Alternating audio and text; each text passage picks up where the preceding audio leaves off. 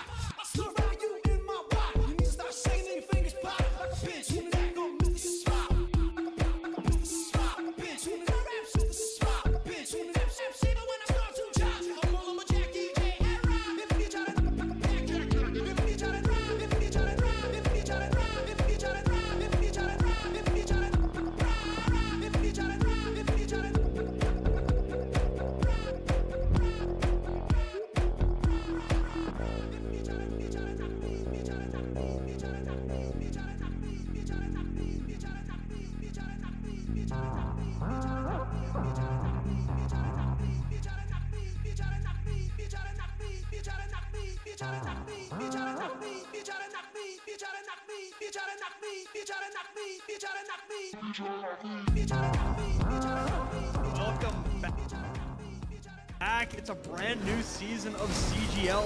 This is just an absolute treat. These players are so damn good.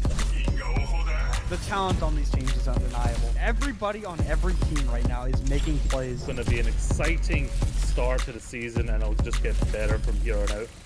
We're about to step to a whole new era of Overwatch esports. So much exciting action is happening here on CGL that you do not want to miss.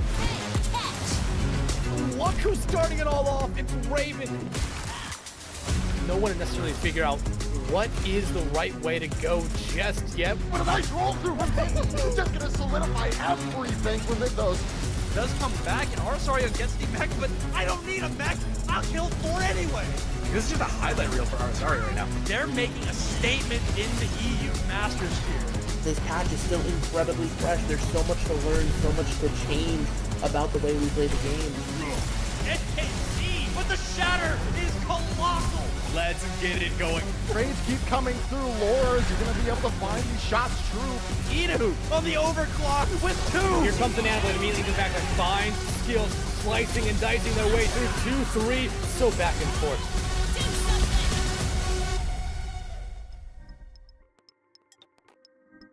Welcome in, CGL fans. There is no time to rest after the mid-season tournament as we are right back at it in the booth for our regular season matches. It is week 5 of season 17 of the CGL, and tonight is an NA Diamond level match between the mid-season champions, the Marsupial Madness team, and one of my favorite teams, Cuddle Puddle. I'm HD Philly B. Rocking with me is my main man, Shadow Fang. My guy, how you feeling? I'm doing great tonight. I'm looking forward to seeing some Diamond games. You know, like you said, Marsupial Madness, I casted their finals in the mid-season tournament. Really dominant game over Drop the Guns. I'm hoping Cuddle Puddle can give them a little bit better of a game than what I've seen them have so far, quite frankly. Yeah, Cuddle Puddle currently 3-1 on the season, so a very good score working their way through Marsupial Madness 5-0 because they got themselves that extra win for winning the mid-season tournament. So they're in very good standing. They're looking to have a clean sheet throughout this entire regular season. They want a quick 3-0 tonight. They most certainly do, but Cuddle Puddle been one of our stronger teams the last few seasons, so I don't think they're going to go down without a fight at the very least. Yeah, we were kind of talking in the green room, like, this could be 3-1, 3-2, like, it could go the distance. It's definitely, any Sunday, as they say, right? Could be anybody's match, and glad to be rocking with you back in the booth for we used to be the Sunday crew back in season 15, Fred, so it's good to be back on these Sunday nights, casting some great Overwatch action. I mean, our first map of the day is going to be Lijiang Tower. So as the second half of the season, we have a new map pool, but Control is always pre-selected for these squads. Yep, Control going to be pre-selected for this whole round. And like you said, we're going to get to see a bigger variety of maps except for Flashpoint and Push because we don't have that many of those. But everything else, Hybrid and Escort, we're going to get to see some really good diversity and see some different points getting pushed. We're not just going to see Kings Row and Gibraltar every single game. I know. I'm a little sad, but I'm also like, yeah, variety. It's the spice of life. We got to do something different. So I was looking through the map pool. We've got Rialto and Havana. We got some great things on the horizon for you, as well as Coliseo, New Queen Street. I mean, Blizzard World, Midtown. I want to see some Midtown. I know you do too, Shadow. But before we get into all of that, we've got to get into the picks and bans. Marsupial Madness, they're up first. Marsupial Madness getting that first ban out here. I mean, map 1 bans are always just kind of feeler bans for the most part, unless there's just a particular play style you don't really want to go against, right? And I've seen a lot of Tracer bans come through on map 1. I've seen Kiriko bans on map 1, Diva bans map 1. Yeah, it's really just what is your flavor and what's the thing that you don't necessarily want to deal with coming from the opposition. And we've seen Marsupial Madness, they've banned the Tracer themselves quite a bit.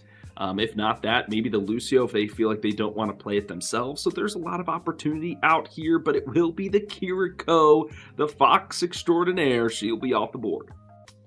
I mean, that's one of the stock picks is what I like to call it, like I was listing them out a second ago. That's one of them. I'm surprised to see it this early, but it's also not super shocking to see it get out of the way. It does lead me to wonder what sort of backline are Marsupial Madness going to want to play, because Kiriko Lucio has been very, very prevalent so far this season. It has, and I've seen them play Kiriko in most of their compositions. If not, it's Lucio Baptiste, which, okay, they played that on Control before. Maybe they're going to go for it again, really try to hamstring Cuddle Puddle by taking out one of these most staple picks. Everybody plays the Kiriko, and on the other side, Cuddle Puddle taking out the Symmetra. She's been pretty good so far, especially on Control. Yeah, especially on Lijiang Tower of all Control maps. I feel like that's one of her best. That's one of her best Control maps. And then, like you mentioned, having the Baptiste and the Lucio, you could run like a Baptiste Lucio Ramatra based composition around that Symmetra. And the Baptiste is just more effective at doing like that group healing, and then you don't have to deal with the Suzu. So if that was kind of like their idea, I do kind of like the Kiriko ban. 100%. And so, and that saves, I guess, it kind of saves Kiriko for other maps later down the line. But for now, we'll take a look at the rosters on the side of MN. We have Bonnie, we've got FaZe X, we've got Akiona, we've got Silver Sun, we've got Smirk. On the opposite side here in Cuddle Puddle, we've got Endoru, we've got Cha Cha Slide, Fragster, Executie, and Veronix. Veronix, a rookie MVP. This is a player to watch. Oh yeah, absolutely. And Doryu been very strong repeatedly in quite a few seasons. Akiona was really good for the side of Marsupial Madness when I watched them play in their midseason finals. And the backline just would barely ever die. So like that's always like one of the big keys here in the Diamond tier is, can you protect your backline and can you take out the other backline first? That's really like a big exchange point here. So either you're full diving on somebody, got to be coordinated, or your DPS just have to be that dang good going on off angles, good flanks, etc. So we'll see how these teams decide to collide. Last I checked, Marsupial Madness, they usually start off on the Rhine. Maybe they go this Rhine Baptiste, right? Really shield the backline as they kind of slowly trickle forward. I mean, yeah, if you're going to do it on any map, Lijiang Tower would be a good one to run Rhine on. Rhine works on Lijiang Tower, even in situations where it doesn't seem like Rhine should necessarily work. You just have a lot of angles you can hold and places you can just hide behind, let that shield recover, especially on like a control center. I especially like Night Market can be a little tougher on the Rhine. You might want the Ram instead there, but you can definitely force the Rhine. You just got to play like very, very aggressively. I mean, if you're not playing Rhine aggressively, what are you doing, right? You got that guy, he wants to literally charge in and face the competition. So, makes sense to me. But Cuddle Puddle, that is what I'm looking at. With the Kiriko off of the board, where do they go in terms of the backline? What role is going to fill in their Shadow? That's the question. Yeah, it is tough. You go with like we've seen some teams play like the Juno Briggs style. We've seen teams play the Bap Lucio, but that might be playing into Marsupial Madness's strengths. As we mentioned previously, you've seen them play that composition before. And, maybe you don't want to take the mirror, so maybe you opt for something along the lines of a Juno Brig instead. You're still able to kind of speed around your team and just kind of have that high level of sustain. Peculiar predicament indeed. A head scratcher for Cuddle Puddle. They just want to have fun. They just want to be together, splashing around, but they have a wrinkle to sort out as we start our first game of the day. This is map number 1, Lijiang Tower. Right now, we're seeing a Rhine composition from Marsupial Madness to make sense. The Ram, as you mentioned, Shadow, really strong in this diamond tier. That's coming out from Fragster to start. Yeah, and I say this all the time. I think Ram is like a trick counter to Reinhardt. Yes, Ram wins out in that neutral exchange with the punches, but as soon as Shatter is online, your whole team is basically just done for in that exact moment, and you just lose that team fight. Well, look at this. We have a Pharah Cha-Cha slide looking to boost around the battlefield. And it will be Phase X to open up the kill feed first, finding their opposite number of wall to lock off the competition. And a blistering start from Marsupial Madness. They are hopping onto the point. I was telling you this like before we actually got on here about how different it is having to play a brawl comp against a Mei when you do not have one yourself. You can't play the game the same way. You have to constantly bait the wall out, right? It makes you have to play so passively as a brawl tank, and it just hampers you so incredibly, especially against this Reinhardt.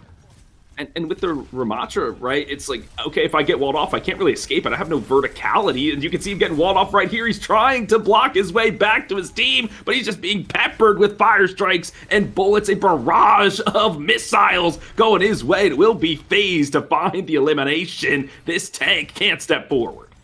Yeah, it's a really tough spot to be in right now if you're Cuddle Puddle, because like I said, again, the wall just blocks off so much damage, and in the meantime, Frag is popping the Nemesis form and having to block the entire time. So you've just burnt through all those resources. Like right here, you should probably be shielding to try and get around this corner first. Then you can do that. Then you got to get the wall out. Then you can pop the Nemesis form. I mean, Shadow, I gotta know, what is the thought process here with this Pharah, right? Like, what is she trying to do when you have two people who can kind of pluck you out of the sky right now? It will be a snow globe. It's winter time here in Lijiang, and there is Snowball securing another fight win. The point sneakily turned around, but not for long. It's, the Pharah is just Cuddle Puddle doing a little too much, if I'm being completely honest with you. Like this composition, I think, looks a little bit better if you're running just something different, right? It doesn't even have to be, if you want to stay in the spam area, just play Junkrat instead, right? You can do the exact same thing that Pharo's doing, but you can play more with your team, and you're more likely to be able to be healed, right? You can still accomplish the same thing that Pharo's trying to accomplish, though. Here is the Matrix. Now these bullets will be amplified and Ramatra frozen in place once again. And there it is. Doesn't matter about the neutral when you're shattered to oblivion. Another full team wipe. Marsupial Madness, they hold again with 2 ultimates in the bank. And yeah, like you said, they got the 2 ultimates. They got Sound Barrier and Deadeye online. This barrage, I don't think is going to get very much. They're not even necessarily going to get it off. I don't think we're going to have a touch here. No, they can't dance onto the point, and they were just stuck on the bridge the entire time. That was a quick one, 100-0 for MM. Hoo-wee, Shadow, we've got a game on our hands. Yeah, I mean, just too many resources being burned through for Cuddle Puddle before they could actually engage into any of those fights, right? Like, I was saying it, like, as it was happening. You're having to burn Nemesis form to cross the bridge, so by the time you actually get across the bridge, you don't have it to, like, actually do anything. And then, the May is a real problem. Yeah. It's a real problem that you have to deal with. You either have to commit as a team to blowing the wall up, or you swap to a different comp entirely, and you're like, okay, now we're going to play something different. So I like that Cuddle Puddle's decided to swap up entirely. I don't know how I feel about the Sombra necessarily, but the rest of this comp, I could see some potential value getting got here. Okay. I mean, it's good to see Hazard back, right? When he first got the Stalwart as his, like, sub role, I was very curious. I'm like, he is definitely an initiator. He's jumping everywhere. You can see him getting healed up a little bit by leaping forward. So let's see how they execute this dive, and they'll just be executing themselves as another pile of bodies go awry on the point. Hazard, the only one left, and that won't be for long. A quick team kill to start us off in round 2.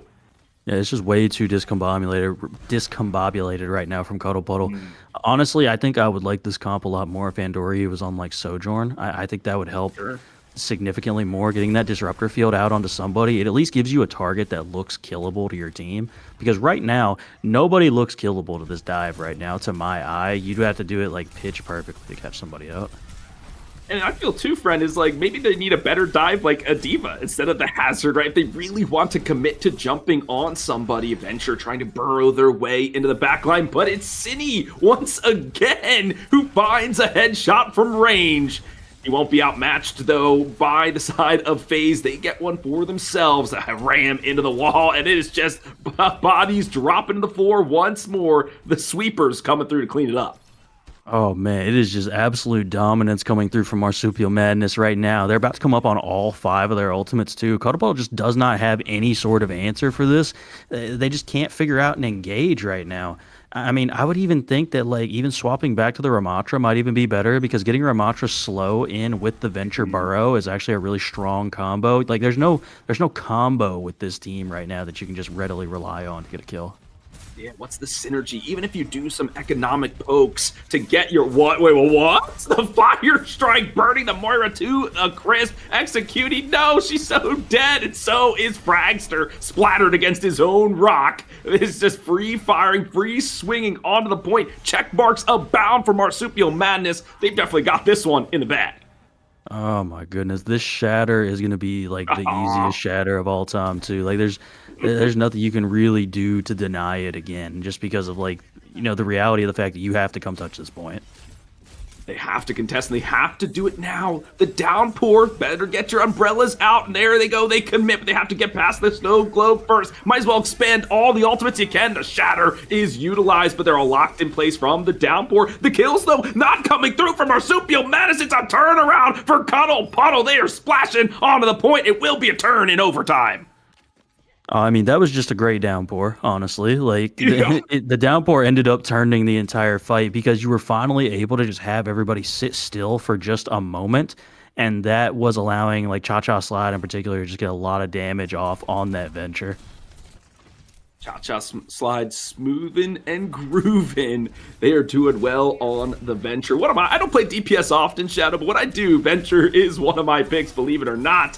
but they have to hold on to the point, win a few more fights back-to-back, and losing a member early on, make it 2, won't be good for them. Fragster trying to do their best to hold on to every percent that they can, but it's this Reinhardt bullying his way on to the point. He's swinging like a baseball player for the fences. He almost timed the charge to perfection. This guy just absolutely diabolical here on Li Jiang. No, absolutely. Akiona just getting around this map right now. Basically full HP like the entire round. You know, it's tough to do anything when you're constantly going against somebody that's full HP. You stated how aggressive you have to be as a Rhine player, and that was just aggression personified from this Reinhardt, the German Knight, crushing people in his wake. That was a quick 2-0 set for Marsupial Madness. They're showing everybody why they are on top. Yeah, they absolutely are. And I mean, like I said, this is how you have to play Reinhardt, right? You can't allow them to make it to you without burning through resources. And, you know, Marsupial Madness did a great job of that. And Cuddle Puddle, I think they all should have just committed to going one way. Like, at some point or another, they all should have just committed and just went the same way as each other. Because going in those 3-2 splits, especially when you're going against a comp that's like all grouped up as 5, you're going to have a very difficult time. You know, that's why that's why they kept not being able to break May walls. They didn't have enough damage to actually break any of the pillars in time to help their Ramatra out. Fighting into that, man, and be interested to see why they didn't maybe switch to it themselves. Maybe that's just not a hero in their kit that they feel comfortable on. But that May was just doing so work, being able to poke from afar, and if anybody got close, peeling for the backline, allowing the Reinhardt to push forward. This May, a keystone piece of that composition. Marsupial Madness, my goodness, clean with it. Yeah, and I mean, Cuddle Puddle just didn't seem to really be able to put together a composition that really functioned as a unit. You know, I didn't even mention it that whole time, but we had Tracer available, and we didn't run Tracer at all when we were running a dive comp. So, like, that just doesn't really make any sense to me, if I'm honest. Like, you got to run Tracer, you got to run a Genji, something, you know, so something just so you have a target you can all go on together. Because, like I said, most of the time, you didn't really have like a go sign or anything like to create a kill box. But Shadow, should I play Tracer if I'm playing with a brawl comp with my team? Is Tracer a viable option there? No. I was speaking more to the hazard comp we were seeing on second floor. Yeah. that one. We had a joke backstage, folks. Shadow was just playing a game, and they were running Tracer on the brawl comp, and we're like, that's you probably shouldn't do that, but we'll see moving forward. We're waiting for the map pick. It will be Cuddle Puddle to decide. And while we're getting that situated, this question, it's been burning in my mind, Shadow, and I gotta know, who's your favorite Marsupial? I don't know what a Marsupial is, if I'm completely honest with you. I know that it's an animal, but I've never looked it up myself, so let me take a look at an example of marsupials. Let's go. I pulled up a list just in case, and while you're doing that, we're pulling up our list of maps, and it will be Sarabasa, our flashpoint. It seems like everybody and their mom loves to go to this flashpoint map. I'm a big fan of it myself. Is there a certain type of composition that you're expecting? I feel like the Ramatra can be pretty good on this map. Yeah, generally speaking, brawl compositions work incredibly well on Sarabasa.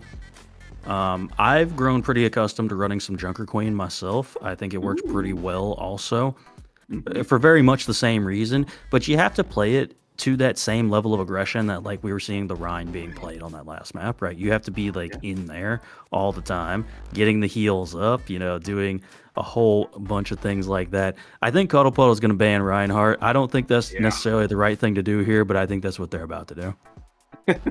It would make sense, especially if Brawl is kind of the most prevalent composition here. And these Brawl characters, they're even the personas are like, we want to go and fight. The Malga, the Reinhardt, the Junker Queen, they all want to be up in your grill, beating you up. But it will be the Vendetta, the Gladiator, my sister from Italy. She will not be in this one. An interesting band, but not unheard of. No, it's not like a crazy ban or anything. I Yeah. probably would have went for like a Reaper instead if I was gonna go for like Ooh. one of those close range DPS playstyles because Mhm.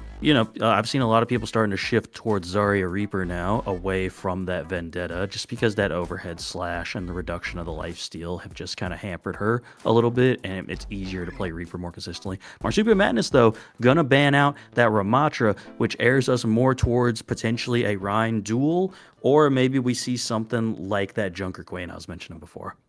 Hmm.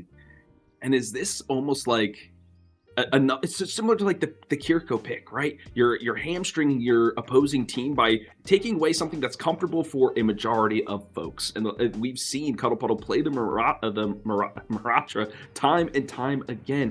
For me, if I was Cuddle Puddle, I would have banned a tank, even if it's like freaking Wrecking Ball, just so that you know you can't get the tank banned away from you if you know that's what you want to do. They had to have seen this coming, so they must have something up their sleeve. Yeah, they must have some sort of idea as to what they're thinking of here. And like I said, we do have a substitution. Karma is coming in for Andoryu on this map. I mean, I mentioned it in the middle of that first map that I thought Sojourn would have been a better pick compared to like the heroes we were seeing. And it looks like Karma has Sojourn listed as their hero, so leads me to believe we might be seeing that Soj come out here. Aye, aye, Captain. I hope we see her coming through. The lead agent of Overwatch does a lot of damage, can poke from a distance, great mobility to boot. Y'all know what she can do. And Cuddle Puddle, they need an X Factor. They need something to get them back in this, turn the tides, get the momentum in their favor. Saravasa, these Flashpoint type of maps can certainly do just that because you are slogging it out for 10 minutes as you're getting all those points. I mean, if they want to get really crazy, they can just full commit to burning the Rhine shield as fast as possible. It isn't that difficult to do if you really decide that that's what we're going to do right now, guys. So, like, it can happen very, very quickly with just a hit scan and a little bit more damage on the side. It does not take that much. This is Diamond Tier, after all, and this is where you learn to build your communication. But we're going to head on into the map and see how they get it started. But if they make the call shadow to burn the Ride Shield, all 5 members have to do that. Otherwise, you'll go down for your troubles. Yeah, you absolutely will. It has to be like a full team. We are deciding that this is what we're going to do. We're not going to go for the squishy targets first. We're going to burn through the shield. Once the shield's broke, then we're just free to run at them as fast as possible.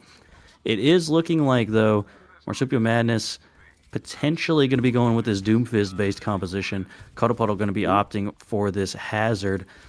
I got to be honest, I like Cuddle Puddle's comp a little bit better here, like their comp overall, but we will have to see because Marsupial Madness, as we saw them on map number 1, is very strong on the Rhine. I mean, I love a good dive composition, man. So, oh no, they tricked me. I wanted the Doom so bad, but the Reinhardt has been doing them justice just fine. But there's that Reaper pick. You were talking about Shadow. I mean, I think you and Reaper are cousins, right? You're both all in the Shadow realm doing some shadowy things. So I think that's why you're talking about it, Cine. They were incredibly good on that May. Let's see what they do with the double barrel shotguns. Not going to pepper too far from range. Cha-cha slide, looking to move into the back line, but will be found out here on the flank. Yeah, Marsupial Madness is really playing grouped together as 5. And that's the thing, you're going to have to like solo some people out, but Frag does do that, catches out Smirk, and that's what you have to do. You have to catch one of these squishy characters out early if you're not going to burn the Rhine shield. It's a double, make it trouble as Cha-Cha Slide bind themselves to as well. And it will be the first cap for the side of Cuddle Puddle. Now they find themselves in an ocean of blood. They cap first. Yeah, great job there from Cuddle Puddle. And this map, it's a lot different from Lijiang in that it's a lot easier for Hazard to get on your backline incredibly quickly here. But Cine on that Reaper just instantly getting the kill. I mean, that's a 2-piece for the Reaper. Oh, could he make it? Could they make it 3? Oh, I'll count it for them. Let's see if they can find another one. Yes, the Hellfire shotguns reaping the souls, and it's an easy turnaround for the Marsupials. I mean, if you're Cuddle Puddle, that just can't happen. You just can't get 2-tapped before the fight even happens. Like, that's just... as soon as you lose your Kiriko, that fight's over with. Like that's a rough spot to get stuck in. No ultimates to speak of coming up just yet, but I mean, there's another early kill onto a support, and now that's just going to allow Marsupial to just run. Wait, what? How is that possible? Must have been a nice shot there from FaZe and Lucio Cheerios to clean them up, but it is Cine. They are doing the damage. Oh my word! This person is just dominating the battlefield. You know, Reaper is one of the most satisfying, like, easy heroes to play on this game. That's the best way I can describe it. Because you can be very blatantly disrespectful on this character, and that's how you're supposed to play the character. Like, that's why I like it so much. It's so simple, but you just have to have really good map knowledge and just good cooldown usage to play Reaper well, and it's very fun at the same time.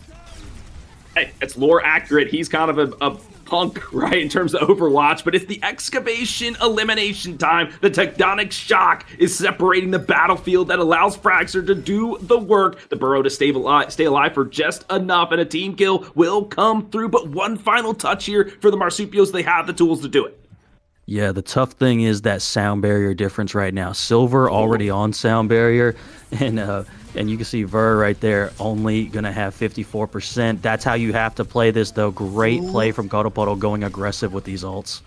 Oh, and I love that they have to just keep them away, make sure nobody can touch it. If they do, they're taking their health pool as attacks for it. Smirk onto the point first, gets a knock to the noggin. What the heck? You don't see that every day. There it is, the Death Blossom, reaping some souls and marking some graves. But it will be Silver who is the one to pop the flowers, Fraxter. The last one remaining. It's just a desperate dream for the kid, and overtime Wick will burn for the flip and burn for the first point cap.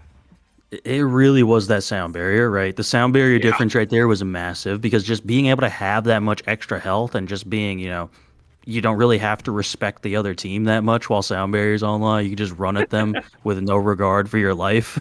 It makes a big difference, right? But Cuddle Puddle gonna have their Kitsune Rush online for this fight. Could potentially get something going here, but they're gonna have to deal with the Ant Matrix and the Grav. I'll say I would love them to start it off, but no, they get vacuumed in. 4 members zooped up and zooped down. Oh no, what an ultimate usage there from the main tank. It's Fragster once again by his lonesome, played in the puddle by himself, and a turnaround easy for the Marsupials. They'll cap first. I mean, yeah, this is just tough, right? Ideally you would have your sound barrier online for something like that, but it's just been so rough right now for this backline of Cuddle Puddle on this map. They just have not been able to stay alive hardly at all. Downpour does come out, though, and they cap it on Akiona, but they lose their Lucio in the process. Staying alive is the name of the game, but the main tank can't do it. That's a great downpour. We've seen it before from Fragster, but this defense matrix doing just that, allowing them to stand tall on the point. But now Fragster has made his way into the backline, sectioning off the rest of the team. It will be those spiky points who will take down the Baptiste, and now the turnaround comes through. Yeah, great point flip there from Cuddle Puddle. They hold on to their ultimates, which is ideal. Sound barriers are going to be matched from both sides, so now you have a better chance of just, honestly, you should probably at this point just hold it and match the other one coming through from Marsupial Madness. Let's see if they take your advice here, friend. The sound barrier will get this party started. The DJ amping it up, and it's a quick lamp to keep the back line alive. But Fragster, once again, getting the frags, gets himself one. Karma tipping the scales of the universe, gets a kill for themselves, and they will hold on. A great defense for the side of the red team. Yeah, I mean, they did exactly what I was saying right there. They held the sound barrier. They realized they had to match it. The only downside is now you've got to deal with the overclock and the Death Blossom available from Marsupial Madness. You've got a tectonic shock of your own, but we've seen how good Cine is at just not really being noticed super early, and there it is right there. It already happened. Oh, and they're matching, though, with ultimates. The tectonic shock making waves through the battlefield. A 2K here for the Venture. They are going into the unknown, executing their opposite number. And overtime Wick is now burning. It might be a point cap for the side of Cuddle Puddle. They are splashing once more and making waves. Yeah, great job there from Cuddle Puddle to cap that point, really get it going in their favor. Like I said, Cine had a solid Death Blossom there. They only get the 1. It was the fact that Cha-Cha Slide was able to get 2 with the Tectonic Shock. That was what really turned it in their favor. They do hold on to that overclock, though, does Marsupial Madness, so they're going to have it available for this fight. Hopefully, Execute can manage to get up to this Kitsune rush to just have something to try and combat it. Well, the Fox Spirit will be able to do it, and they unleash it immediately so they can barrel onto the point. The Shadow Form utilized, and now the Downpour to lock him in place. Does anybody get out alive? No! Locked down and taken down. That's a clean sweep once more for Cuddle Puddle. They're looking good with it here on Sarabasa. Is a little expensive there for Cuddle Puddle. You hate you had to use the Downpour, but like you really did in that moment. It looked like the side of Marsupial Madness was going to get away without that Downpour. But now you're stuck in a situation where Grav and that Overclock are online. And, you know, we saw how good Akiona was with the last Grav. Oh, well, they're finding Fragster first. He's jumping in the backline, but maybe a mistake. It's a 1 launch from downtown into ultimate fire to take down 2. What a shot, what a kill, what a play from the tank main. This one person to find out will be Fragster to go down next. The flip will come through. You know, I would say the one positive that you can take out of that for Cuddle Puddle is that FaZe popped that overclock as well. You know, you had already killed 3 people as soon as that Grav landed. As soon as that Grav landed, 3 people died from the side of Cuddle Puddle. So you've got that going for you at the very least, that you got an overclock out. But Cine already back to another Death Blossom, and you don't really have a good response for that. So you just have to make sure that you guys are keeping an eye on this Reaper going into this next fight. Shadow, ever the optimist, and so are Cuddle Puddle as they lead in with another Tectonic Shock, but diving into the backline, City, they are on a tear. Section off the supports and eliminate them emphatically. This will be another hold for the side of Marsupial Madness, a team kill. Think there might be one more touch for them, but it's going to be close. Yeah, I think it looks like the side of Cuddle Puddle, or I'm sorry, the side of Marsupial Madness might play this aggressively and pop this Kitsune rush early, potentially. No, it looks like they're going to back up, maybe take this as an entire team fight.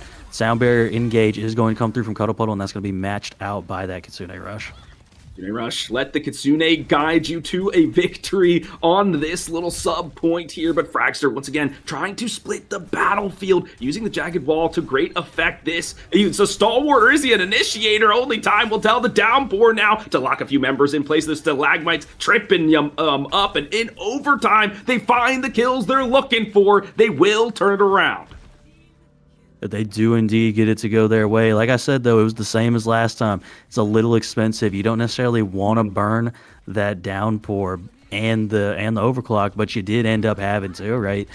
Plus side, though, Marsupial Madness, only 80% on that grab. They're not really close to anything else. So if you're Cuddle Puddle here, you really would like to build up this Kitsune rush as fast as you can. It seems like the Downpour has been their win condition, and maybe Karma is the win condition here as they get a double kill, but they need a little bit more as now the Zarya has moved on to the point, pop both bubbles, but will be popping shots to the dome as it will be a kill secure. The overtime wick burns once more, and bullied off the point are the Marsupials. They need to hop, burrow, do something to touch. They will not be able to. It is now Cuddle Puddle in the lead. Cuddle Puddle taking the 2-1 lead right there. And I would say the biggest difference we saw in the last 2 points is just the backline for Cuddle Puddle is doing a much better job of just not getting picked off super early. And, you know, when that happens, it's like, oh, hey, we have the Sound Barrier to match the Sound Barrier. We got the Kitsune to match the Kitsune, so on and so forth. And with support ults being the most important ults in the game, it's really crucial that you have those done right. Another Kitsune from Execute, but it will be countered from the grab. It's vacuums up all 4 and sliced into sushi from City on the Genji. And that's a quick team fight kill and victory to cap this point. I mean, that's just unfortunate. You know, you don't have the Sound Barrier. You're 80 to the Sound Barrier. So like you don't have it. So there's not really a response. I mean, I was saying that a minute ago about a Death Blossom. Like, if you don't have a response, you don't really have a response for it. But the good thing is that was a quick fight. The tectonic plates are going to be shuffled once more as Cha-Cha Slide is moving them around. Doesn't find too much value for it, but is able to make it to the high ground, and it will be a dome shot. I make it double for FaZe. He is slicing through the competition, and it will be a team kill to hold on to the point. I actually really like this Genji swap from Cine. A lot of these low health targets are like decently far away, so being able to like dash into them and get those final blows has been really crucial in these last couple of fights, and just getting Marsupial Madness back to where they want to be. Yeah, and then you get the kill, you get the reset, you dash on out of there like you weren't even home. And that's a Genji that's hard to track. Karma trying to replicate, but will not. A kunai through the eye will take him down, send him to the gray screen. And Kitsune Rush now expended for the side of Marsupial Madness. Fragster trying to deadlift the team, going into the backline, but he gets driven away. Cine with a double kill once more. The rest of the team left in the dust. Fragster the last to remain, and in overtime they will hold, and it will be knotted up 2-2. Oh, here we are going to point number 5. And now you're stuck in a bad situation where that grab is online from Akiono once again.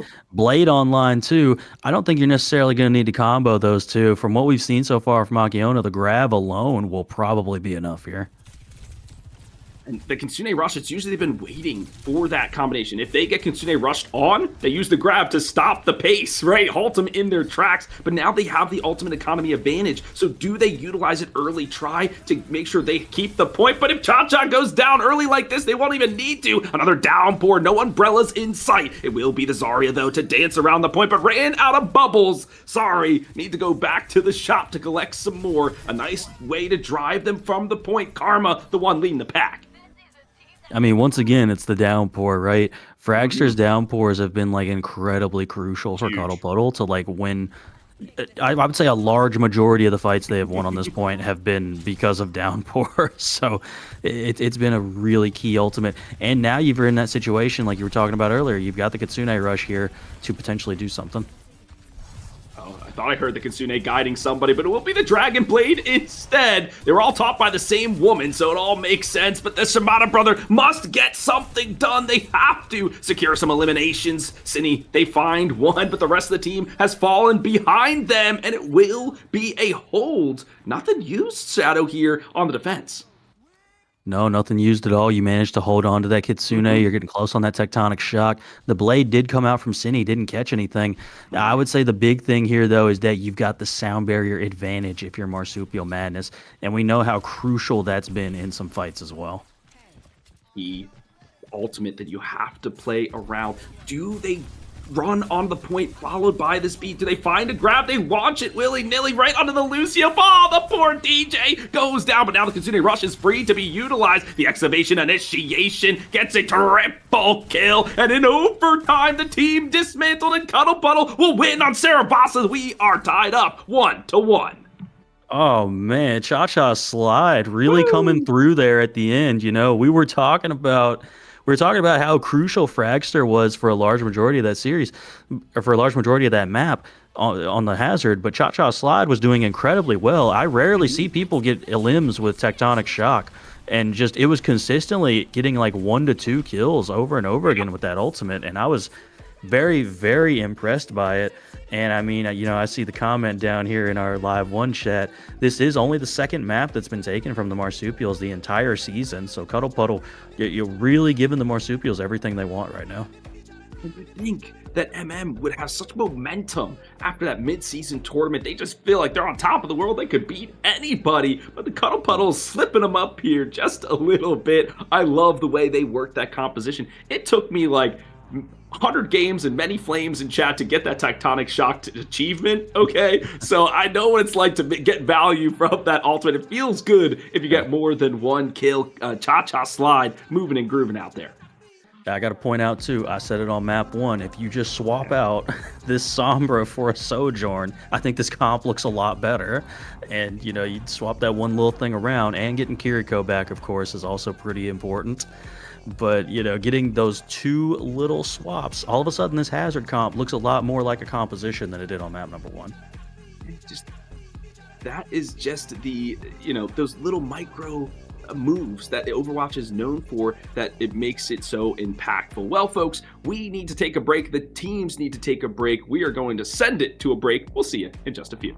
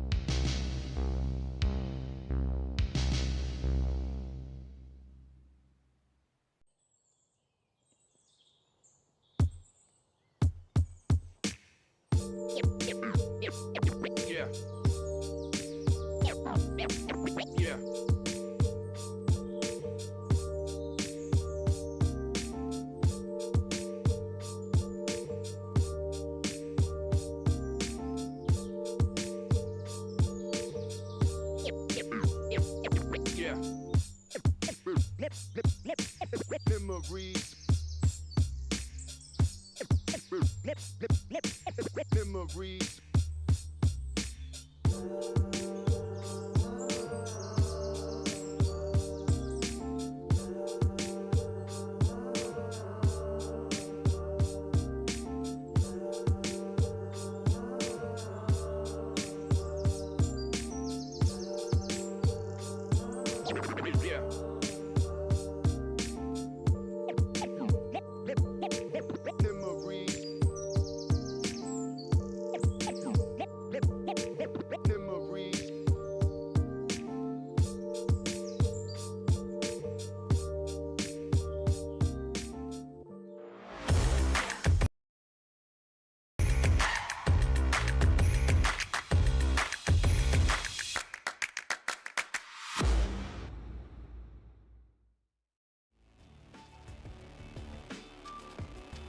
Welcome back, CGL fans. We are in week 5 of season 17, and this is the NA Diamond Division. The Sunday Night Crew rocking with you. HD Philly B, Shadowfang, and Headrammer behind the scenes, running the 1s and 2s. This has been a banger of a series so far, Shadow. I hope it goes the distance. Yeah, I mean, Marsupial really gave it to Cuddle Puddle on that map 1, but map 2, Cervasa, looking a lot more competitive and what I would expect from Cuddle Puddle. Because like I said, they've been a relatively strong team in the last few CGL seasons. So yeah, I think this is more along the lines of what we can expect for the rest of the series. Feel like I'm getting some telekinesis, some brainwaves connecting me to what the next map pick might be. And if the background's any indication, it's probably Blizzard World. And it will be just that, the hybrid map selected from the Marsupial Madness squad. Do you think, Shadow, that's going to lead to some, maybe substitutes or compositional changes for both of these squads? Well, I kind of wonder, what is Marsupial Madness going to ban here? My instant thought is that they ban Hazard, because we saw how successful Fragster was on the Hazard, and this is a dive-heavy map, so you could still force that Hazard pick. So that's my initial thought here. But then I'm also like, why would Marsupial Madness go here? I've mostly seen them play brawl-style compositions, so they must have something up their sleeves I'm not thinking of. Well, they have a large roster. I think there's like 9 people on their roster, so they have some depth to utilize some other people they can slot in. But whoa, Shadow, I know you always are good on the predictions. The Hazard is the one locked out of this match. It is Cuddle Puddle's turn to ban. They might take some time to think about this. Do they try to lock out a support? Do they go for a damage character? I don't know. What do you think? This is tough. This is really tough. Like, you could... We've seen the side of Marsupial play that Baptiste a good bit. You could force the Bat ban. You could ban out something like a Tracer if you don't want to see that. You were doing well on the Sojourn yourself, so I don't know if you want to get rid of that necessarily. Maybe you ban Cass out. We've seen that come out a good bit as well. I don't know. This is a tough spot to me if you're Cuddle Puddle, but it does look like they're going to go with Cass. Hey, the cowboy will take a back seat, ride the pine for this one. I mean, makes sense to me. If you're going to go for some more dive-heavy things, go for somebody that can, protect your backline against the dive, right? The flashbang, etc. Makes a lot of sense to me. Well, good bans here. The Hazard and the Cassidy. Now it's time for the rosters. Let's see if there's any substitutions that have been slotted in. It will be the Pizza Box making their way to the battlefield here on the tank roll. Yeah, Pizza Bot going to be coming in for Fragster here. After that Hazard got banned out, looks like Pizza Bot is the more comfortable Diva player. So, hey, it makes sense. Again, we're on a really strong dive map in Blizzard World. So, hey, let's get our Diva player in. I mean, Diva, very strong character. We see it at the highest levels. That's why she's been hit with the Nerf Hammer time and time again. This time, the booster cooldown was adjusted to make sure she's not as shifty around the battlefield. But Pizza Bot, looking to nom up his enemies as they move forward into this one. We are tied up 1-1. Let's head into the Cap Shadow and see what we got. I am going to be very fascinated to see what Marsupial Madness exactly plays here, because like I said before, I've only really seen them play like brawl style comps. So are they going to opt for the Diva mirror themselves? Are they more of a Winston style team? I would imagine they're going to err more towards that Diva just because of where Diva is at the moment. You can still certainly make Winston work, but I just think Diva is a lot easier to make work, and that's usually what ends up making metas happen, right? It's what's the thing that's easier and we can do more consistently. Ease of execution. That's what you have to go for, because it's consistency that matters, right? Because if you can play consistently, you can usually do better than the other team and try to battle them out in terms of that level. I'm curious though, if you were on defense to start, let's say you're the Marsupial Madness team, you're on defense to start, you played the Zarya in that Flashpoint set. Do you play Zarya here on defense or go for that Diva mirror? I think I'm leaning towards the Zarya. You could go for the Zarya, especially on first point defense. You could even go for like a full style poke comp with the Sigma and just like go full poke. You have enough space that you could potentially do something with the amount of poke damage that you're going to be able to have. That's an option for you as well. We see that Cine likes to play that Bastion based on their favorite hero pick. You could go for a Mr. President style strat if that is something that you really want to do. I don't know if you've looked at a lot of people's profiles, but there's an obscene amount of people that are playing nothing but Zenyatta in comp right now, so that has been a thing as well.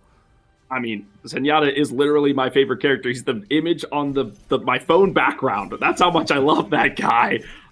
So I want to see Zenyatta. That would be fantastic. But to your point, we've actually seen some role swaps on this team. If Cine is out, Bonnie can come in, and they are also a flex player. They can play tank, and Sigma is kind of their tried and true, or they can go to DPS. Unfortunately, Bonnie wasn't subbed in, so Cine will have to stay, and it will be the Reinhardt once more to start off the attack. I do like this comp, though. You're speeding around. I think they're actually going to stay on the Symmetra as well, which I do like. It's going to give you... I think you're still going to have a hard time like pinning down a target. You almost just need to have like point presence if you're going to play this composition. And, I mean, the Symmetra works against the Diva, too. Just beam right through the defense matrix, get the bunny out of the mech. They're going for this rotation through the side room left, and I love this. This might catch the opposition off guard, but okay, they spot him out from the high ground. Let's see how this one plays out. Oh, a teleport to the high ground. Immediately the Bastion in turret form. He's laying the bullets into him, and into the blender goes the Diva. The turrets take him down. And yeah, that is what a sim TP can do to you if you're just not prepared for it. It can just happen just like that as Akiona gets the nice pin on the Cha-Cha slide.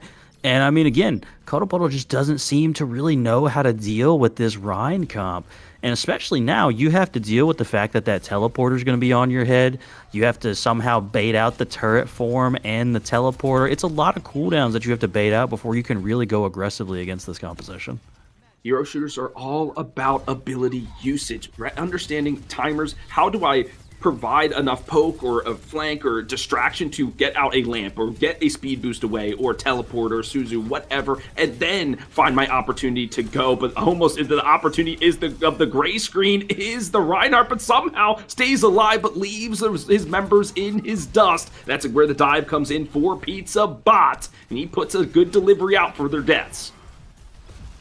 And Akiona doing a great job there of just getting away, staying alive. And there's the pin onto the Diva, and a great D-Mech once again from Akiona. Just really making him look silly right now. And the Shatter comes out, and that's 5 on the ground for Akiona. Oh, that's a fatty! Oh my gosh, as soon as you get the Diva out of the mech, he goes for it. And a sliver of health to boot. I didn't think he was going to survive long enough to get the Shatter down, but he did. The cart will keep on rolling. That's the level of faith I have in my teammates, and I usually die every time I do that. So, you know, it's just, if you want to know what the other side of that coin looks like, it's a 5-man. You just got to look at them. Well, you are on the gray screen. One desperate defense here. The tectonic shock. It saved him before from Cha-Cha slide, but the defense of the Reinhardt shield will stop it in its tracks. The Lucios battle it out on the side, and Silver will come suns up. Still FaZe pelting the bullets from the back line to nerf this. The bomb, it goes awry, keeps the point a moving, and point 2 will be capped. I mean, once again, it's just this ult rotation coming through from Marsupial Madness, right? They've used both of their support ultimates. Cuddle Puddle still has not built up to either one of theirs. And now Pizza Bot going to be matching this Reinhardt.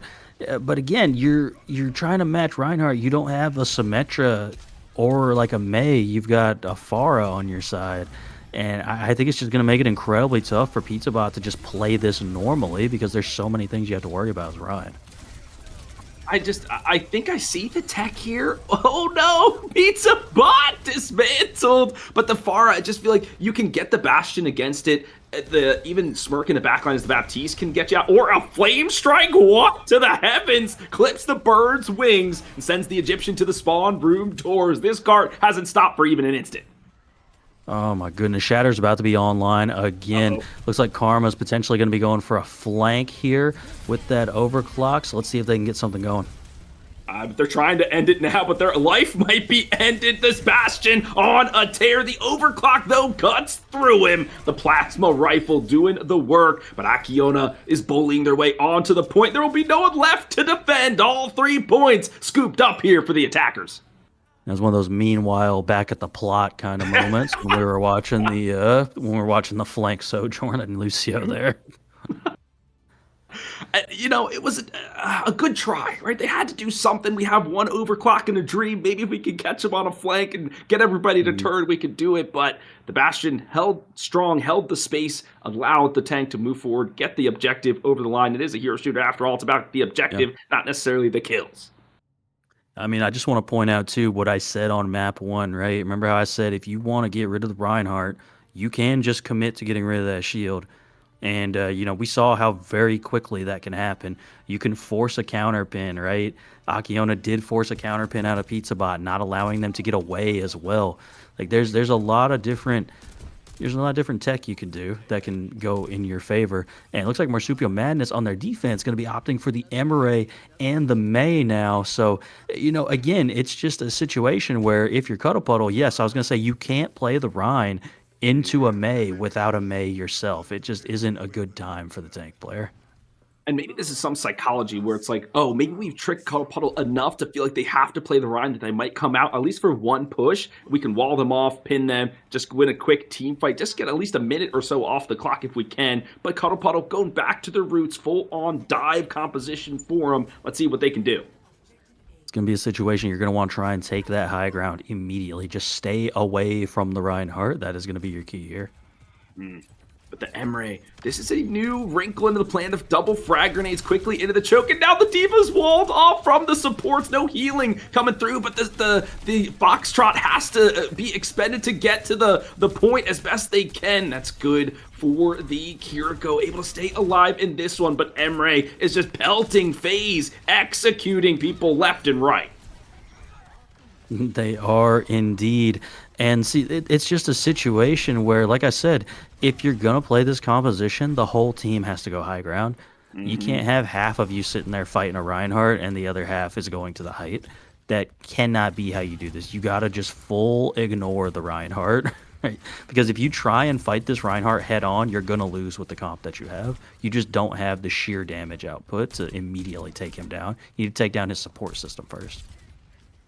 And this is kind of where, this is the diamond tier. So they're still working on team cohesion, communication, strategy, formulation, right? A lot of different things. A dive on to the Mei, trying to freeze the ecologist in her tracks. The Burrow almost bursts her down with the ice cube to save her life just for now. And Cine, they rebuttal perfectionly. Perfection doesn't even matter. The kill feed now splattered in blue and red. This Reinhardt, though, at full health, bullying everybody. He's charging forward without a care in the world. He's swinging his hammer like a mighty man, and he is just taking this D.Va to town. But see how much better it was working when you just kind of disregarded Akiona, right? You disregarded Akiona, you were able to get an early kill there, and that's just kind of what you have to do. You have to just constantly rotate. Don't allow this Reinhardt to get comfortable and get on top of anybody. Just go up a wall, right? So there's a nice wall right there, right? You know how long it takes Reinhardt to get up there? It takes him a very, very long time to get up there. It just does. I mean, I would love Cine to give him a little elevator ride. Okay, I think they may have done it, or maybe he took the stairs. Either way, a few ultimates on the board, but oh my gosh, all a treasure trove, all the check marks online for the defense. They can just use their ult economy to win these fights outright. It'll start with the snow globe to lock down the D.Va. Oh, the mech just dismantled. A bomb laid upon the battlefield. Everyone behind the Reinhardt shield. The Kitsune rush, though. The Earth Shatter connects on to nobody. The Sound Barrier has a last desperation play onto the high ground. Does Cuddle Puddle go? They need to find some eliminations. They need to find it now, but Cha-Cha Slide looking like the electric slide going back to the gray screen. A few more members to pick off the Reinhardt, pushes Karma away, and all the ultimates utilize the point, not flipped.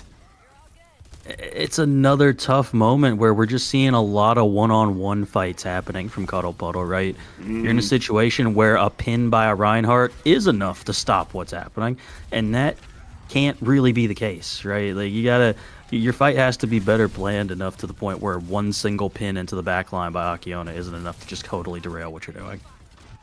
Fortunately for Cuddle Puddle, they have two more ultimates, and they start the battle off with the overclock. They just have to rain some few more shots from the heavens, and there they go. The dive takes down Smirk, the bulk of the healing off the board, but there's that pin you were talking about, Shadow, to hit the D.Va into the corner. But now the turnaround Cha-Cha Slide. This is the uptick they need. Overriding protocol from the heavens, though. Will that be the turnaround point, or will the bird be clipped? The D.Va rises up to meet him and takes down the Emre. The virus not taking hold, and at the waning moments of the match, the point will be capped. Cuddle will make it through to the street phase. I said it several times when we were going over that first point. You have to just ignore Reinhardt.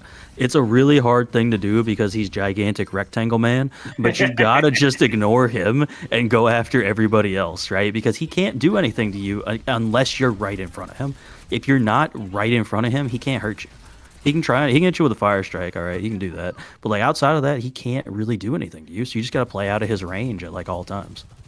I feel like that's what my mom told me when I was scared of the boogeyman under my bed. And the boogeyman now is named Reinhardt here for Cuddle Puddle, but they may have found a strategy to keep him at bay. FaZe, though, looking down sights, finding the noggin of Karma, and he's in a perfect position to lay in some bullets. Another bomb, that's the third one of the game, finding no effect here for Pizza Box. They can't even use it as a remake as the Ice Cube claims another victim. Yeah, I mentioned it before about like when the teams split up like that and going in one at a time makes it real easy for a brawl comp to just all look at you at once, right? It's a lot more difficult to look at you all at the same time if there's 5 of you running, right? So you gotta like make sure that you're doing stuff like that. Earth Shatter does come through, catches on to both supports, and yeah, that's it. That'll do it. That'll do it for that fight, Philly. Oh no, Shadow, the backline obliterated off the Shadow, and the Kitsune Rush, just nobody's moving, nobody's grooving there. Just a final little Diva pilot will go back to the gray screen, and a good Earth Shatter. What else do we expect here from the Marsupials? Oh man, they've got a Blizzard online, right? Looks like Cinny's trying to do a little bit of trolling, hiding in this room to try and catch somebody flanking. They got their Ant Matrix and their Sound Barrier online as well. A lot of ultimates available for both sides, quite frankly. And not a lot of time here for Cuddle Puddle to move this cart to point two. This is going to be a pretty spooky situation. The May found out here Cinny, but maybe that's all just a bait to put the snow globe down, and they do. But fortunately, the Suzu keeps them from the slow, but the ice wall will block the escape. They're put into the refrigerator and sent to the distribution center. Moved off the point once again. This brawl composition just driving people away from the point, and desperate overclock here for the side of Karma, but the response is the Sound Barrier. A nice high ground positioning, and they need to find some frags, but it will be FaZe the one to open up the kill feed in this engagement. Another tectonic shock blocked away from all the shielding in the world. The Adventurer cannot find any kills here. They do not. Both Lucios get traded. Karma gets 2 kills, though, for the side of Cuddle Puddle. Getting something going for him, but the Marsupials, again, just not allowing any card progress. The overtime wick burning. One more bomb here for Pizza Bots, but the delivery will not be made. A shatter just to say hello to ya. The Lucio goes down quick, and it will be round 3, map 3, going to the Marsupial Madness squad. Yeah, I mean, I gotta be honest with you, Philly. I didn't think they would run this comp on this map just because of all the high grounds I was talking about before. But Cuddle Puddle didn't really make use of the high grounds, honestly. They were kind of just playing into Akiona like this entire time. Like right here, for instance. I don't think all 5 of you necessarily need to be right here to get caught by this, but that is what happened.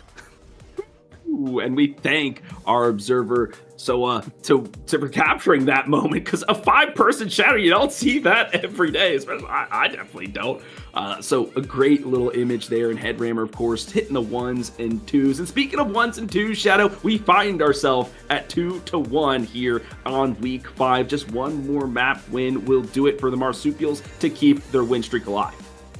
And it's been 2 dominant maps from Marsupial and a really close map from Cuddle Puddle. That's really been the tale of the 2 stories so far, right? In the maps Marsupial has played their game, they have absolutely dominated. Now, if you're Cuddle Puddle, I'm not too sure what your response necessarily is now, right? You've got Escort available. We saw how the dive went. It didn't go particularly well. But if you're feeling, up to it, maybe you could go with something like a Rialto, force that kind of map. I feel like that would be a harder map to play Ryan on. You could force a Dorado, something like that. Or we could go to one of our push maps. And if we go to one of our push maps, I think that's where you can just outright ban the Ryan, just get rid of it for that map.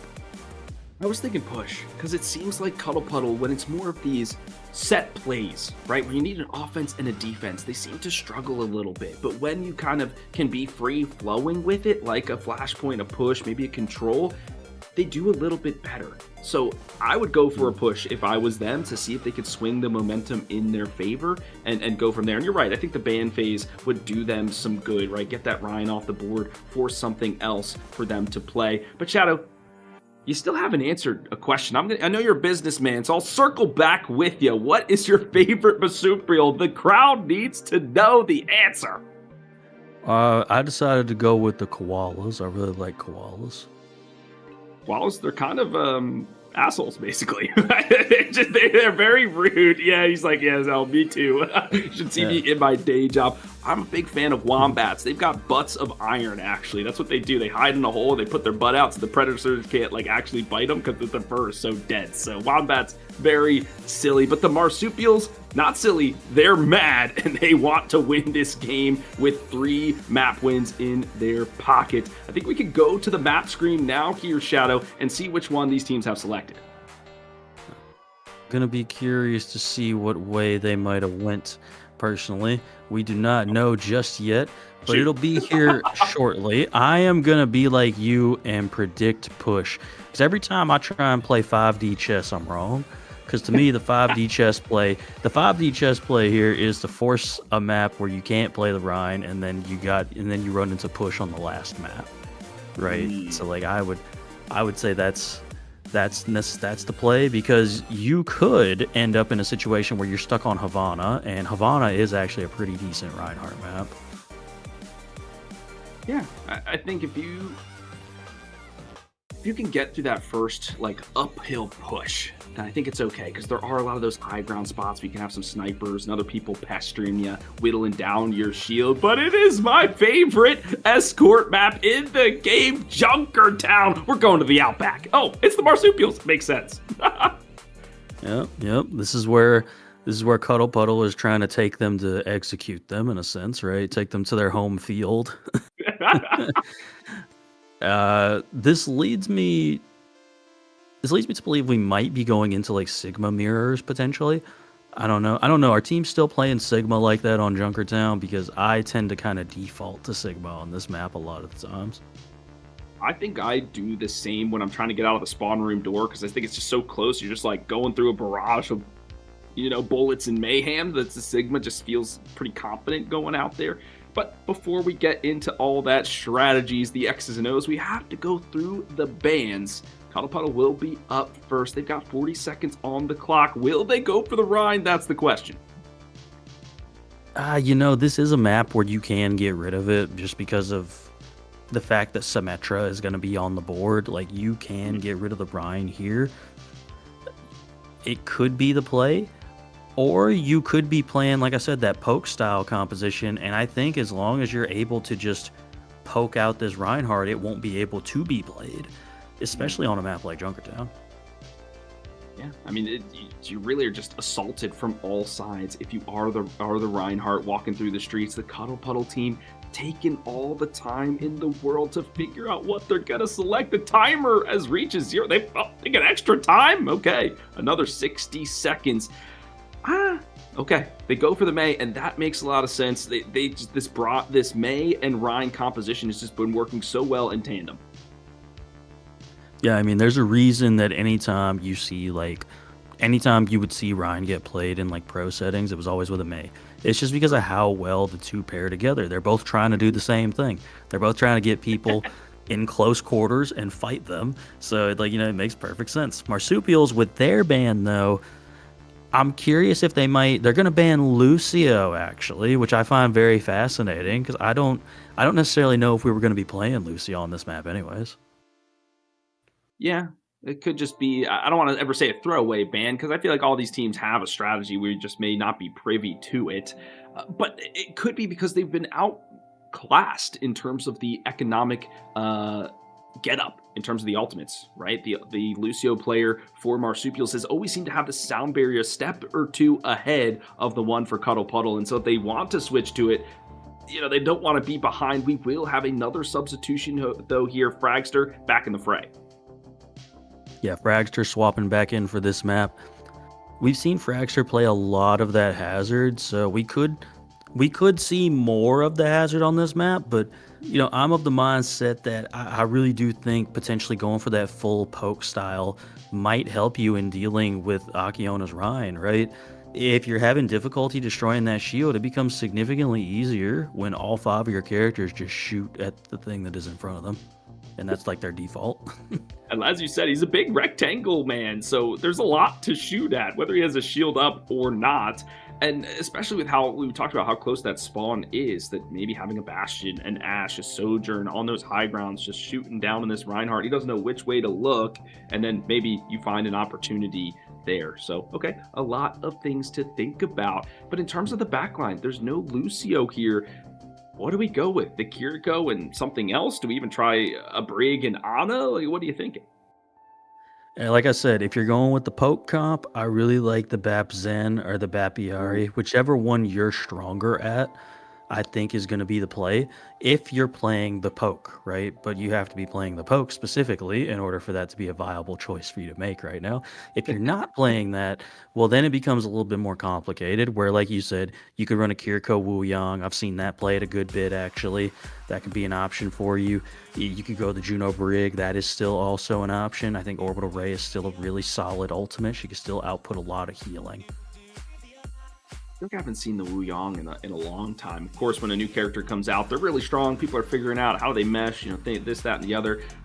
But after he's been hit with the nerfs a couple of times over and over, he's kind of fallen off a little bit. I think he's still fun to play. I like to just dash around, throw water orbs at people. But I think the Zen backline, it's always greedy. That's always the term that people utilize when you go with that backline composition, but I like it here. There's just so much extra damage you can put out, and if Cha-Cha does go for this far, once again, you have two people that can just kind of take her out of the sky too, so that just provides some extra flexibility for Marsupial's Cuddle Puddle, though. I mean, what are they? I don't think they're going to go for that backline. How do they even break through this defense if they're on attack first?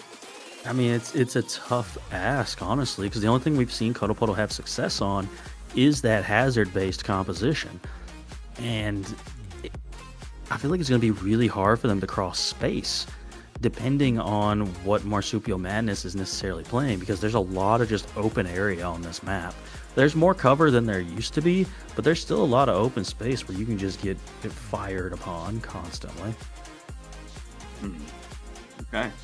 Well, we'll have to see. The teams, I think, are still getting set up. Of course, when a substitution gets made, sometimes it takes some people to reconnect, get into the lobby, make sure they're all comfy in their chairs. So I hope you are comfy in your chairs, folks, because this has been a wonderful night of Sunday Overwatch action.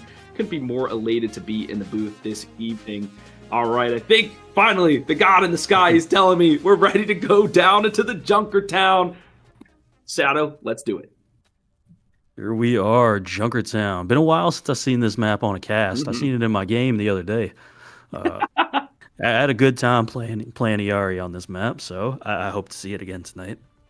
Yeah, Yadi is one of my favorite characters, but once again, also been hit with the nerfs time and time again. So our favorite Peruvian might be taking a back seat in this one. Cine posturing on the Reaper as they're rolling out on their defense. Fragster having the Scottish man as the main tank. Okay, let's see what they can get done on attack. And here we go. Marsupial's going to be going with that Juno just so they continue to have the speed. I like that Cuddle Puddle is going for the Pharmacy here. I think that makes the Pharah a lot more viable. You're able to get the healing on them more consistently. And, it looks like the side of Marsupial Madness is going to be getting a little close hold here on this ride comp. That's like the Scooby-Doo gang. They're like, as they're sneaking into position and hopefully get a quick elimination. Will they get snuffed out here? They're like, where is everybody? Fragster knows, he sees them, and they are spotted out. No eliminations come their way, but the Pharmacy looking to do the damage, but the bird clipped out of the skies. The homing missiles find the mark. Yeah, that's tough right there to lose your Pharah out so early. You at least do get a good bit of cart progress, but again, Cine can't be getting these kills from this far away on Reaper. Like that just cannot be happening. Yeah, I feel like if you're Cha-Cha, that's the character you have to be. Who cares about the Reinhardt shield? Find the Reaper, but they will only be found in the grave. It is FaZe on the Cowboy Cassidy with a double kill. Yeah, I mean, again, FaZe just being absolutely dominant on this hit scan for the entirety of this series. Doesn't matter what they're on. Already 80% on this Deadeye as well. Wu Yang swap already coming out from Cuddle Puddle. They said, nah, we ain't playing this Mercy nonsense no more. Shadow, I think you got a crystal ball over there in Minnesota because you're predicting these things way too good. The Wu Yang now on the battlefield, but won't last for long as Fragster jumps into the back line. He puts up the spiky guard, but it's the Deadeye who creates some space, doesn't find any skulls in the kill feed, but it'll do enough to push him away for now. Yeah, great job there from FaZe of just holding that high ground so hard. But again, it's the thing that I kept saying on Blizzard World, right? If you just go jump on this high ground, guess what? Reinhardt can't get there. Forces the entire team to drop down. Now you're in a much better position to try and kill all these people. Fragster, maybe he's hearing you in their headset. They find the high ground, but Akina finds a hidey hole. The Reinhardt sneaking their way to the back, but while they're doing that, the space unleashed and 2 go down. But Cinny says, I'll take 2 with me if I have to go somewhere. The Reaper of Souls looking to execute a few more. They're getting the lifesteal online, but now the Reinhardt charging into the front lines, takes down the Venture. That will be a good hold for them, but that's exactly what you're looking for, Shadow. They just need to execute a few more kills. Yeah, like honestly, like what happened in that fight was they made the initial play and then they didn't have an idea after they actually made the play. They were like, oh wait, we did the thing. We don't know what to do now. As the Tidal Blast comes out, FaZe immediately going down. And look, Akiona has already pinned. Now guess what? I can go to a different location that Akiona isn't in. And he has to just wait until he has pin again. But who's on the card, Shadow? Nobody's moving it, and now they Kitsune rush, a desperate ultimate laid down. Cinny trying to help out, letting the Beyblade whirl, but will not find too much. Cinny will be the final remaining member of the DPS, just going to and fro, but it will be almost like the pirate ships of the Pirates of the Caribbean. Dun, dun, dun, dun, dun, dun, dun, into the point. They'll get to number 2. Yeah, and that was much better from Cuddle Puddle, right? They went in, they got their first elimination, and they didn't just fight Akiona once Akiona pinned to them. They just continued to run away from the Reinhardt. That's how you got to play against this composition, right? You see Akiona pin in, you have to realize, oh, that's about 6 or 7 seconds before Akiona can do that again. Let me go to a place that it takes him longer than 6 or 7 seconds to get to. I mean, look at all the movement they have on Cuddle Puddle. Every one of those characters has a movement ability.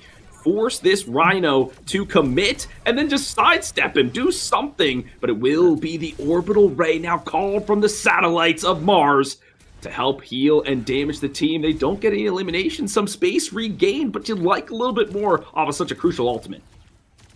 I mean, if you're Cuddle Puddle, you're pretty happy about that, just simply due to the fact that now you can engage. And look, again, the kills coming through for Cuddle Puddle. They're just playing this much smarter than they were on previous maps.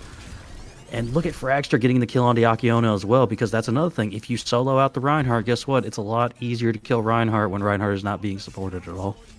Chop the legs out from under him if you can. That seems to be the strategy here, and Fragster on their map pick have the cart a-rolling. The downpour, which we've seen be their saving grace time and time again. Well, they might have to utilize it to cap point 2. They will not. With 3 minutes and 30 seconds on the clock, they're moving to the 3rd. Yeah, and I want to point out, too, Akiona has been forced to swap off of that Reinhardt because Cuddle Puddle just stopped playing the play style that would allow Reinhardt to be played. I say this because I'm a Reinhardt main, and every time I play the game, people don't just let me do that. So it really irritates me when I watch other people just let them do that. I can see you steaming in your seat. There's still a long way to go. This is often one of the more difficult points to push. The overclock now. It's the night shift here at CGL. The duplicate here to add some extra beef. And the downpour. Will it claim a victim? 2 locked down, but 2 cannot be eliminated. Cindy is able to find one. The Tidal Blast might knock a few members over. Akiona, the last remaining one to tell the tale. And this has been a bloodbath here as we move through point 3. Yeah, you are going to have to kill this Baby Diva just to get this cart moving. And these stagger kills right now are a brutal. It doesn't look like you're actually going to get that kill onto Silver. So, you know, that's probably your one shining light right now. You didn't get your Mercy staggered out as well there.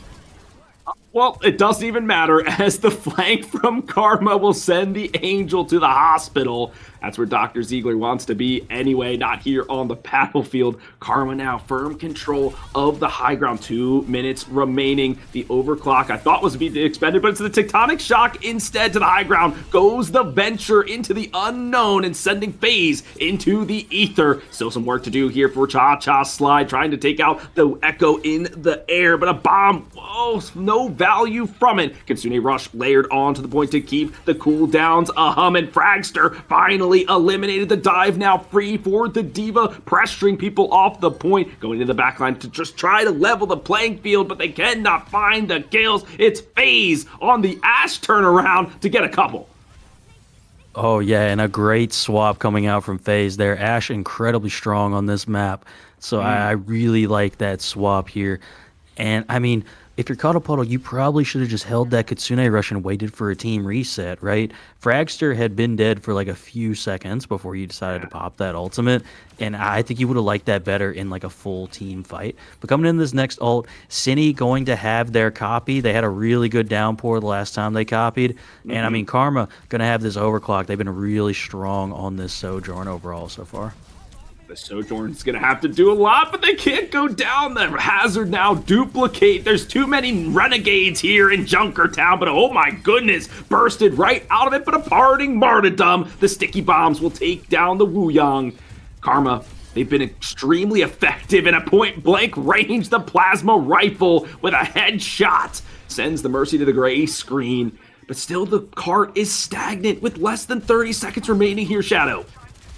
Yeah, it is, and we're seeing a duel right now. FaZe winning out in that duel, but in the meantime, Akiona has lost this mech. Downpour coming in once again from Fragster. Doesn't look like it catches on to anybody, but it does get. But they do manage to get a couple of kills here, and the fight is continuing to go on cart.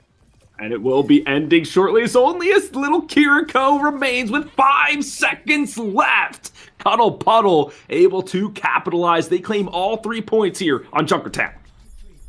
And I mean, you know, I gotta say, kudos Cuddle Puddle. They started using the map to their advantage, right? They were struggling really hard to do that on Blizzard World, but here on Junkertown, they start using the fact that Reinhardt does not have that vertical mobility. Reinhardt can't be in 2 places at once. So, you know, what are we gonna do? We're just gonna go where Reinhardt is not and continue to get these eliminations, and that's what we continued to see time and time again. It took them a couple of fights on first, but it seemed like they really started to figure it out after those first couple fights. I mean, can any tanks be 2 places at once? I mean, maybe they'll make a character who can do that. But no, I love the analysis there, Shadow, which is then forcing the opposition, Akiona, to make an awkward swap, because if you've been playing Reinhardt the entire day, when you have to switch to something else, you're like, wait, what is it? Wait, what am I doing again? You have to coordinate with your team on what your objective is. This time on the attack, rolling out with the Sigma, we've kind of highlighted how impactful this poke character can be.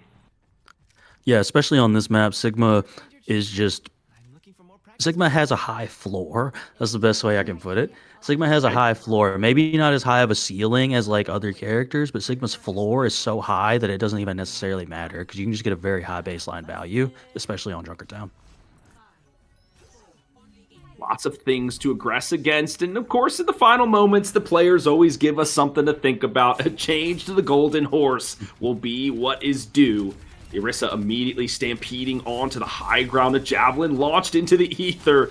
I like the Orisa into the into Fragster here on the hazard. You know, you can golden form away from the downpour. You can javelin him if he tries to violent leap you. So there's a lot of pressure that she can mitigate, and of course get some kills to boot. Yeah, she's basically like full calorie Reinhardt, right? Like Reinhardt's like diet Orisa. Reinhardt's like diet Orisa because you can't do poke damage. But Orisa's like a full calorie Coca-Cola instead. Well, I only prefer diet, so chat, let us know what Coke beverage you prefer. Akiona is standing tall on this payload, acting more like a turret than a tank, just pelting everybody with some plasma bullets.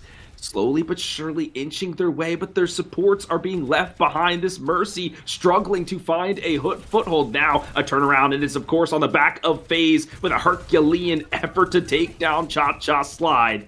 Karma says, well, maybe I could do just that. They tried to look for a fully charged plasma rifle, but Fragster is into the backline once more. This guy cannot be denied. Finds 1 kill, but he's left the payload. The most important thing, the Deadeye will claim 1. A crucial elimination is found. The Cowboy, though, has to be put to end, but it will not happen. Cine, they are immaculate on the Cassidy. They find a triple kill to cap point 1. And the thing that's going to make this a lot tougher than dealing with Reinhardt is that Orisa can just kind of be alone and be a problem, right? Just be there on the point and be a problem over on the other side of the map as well, because those bullets have a very long range on them. So, like, it's a lot more difficult to deal with than Reinhardt is. Cuddle Puddle going back to this Pharah is Cha-Cha Slide. Maybe it'll work for him this time. They've really struggled to get that value out of it just because Marsupial Madness is so good at that hit scan.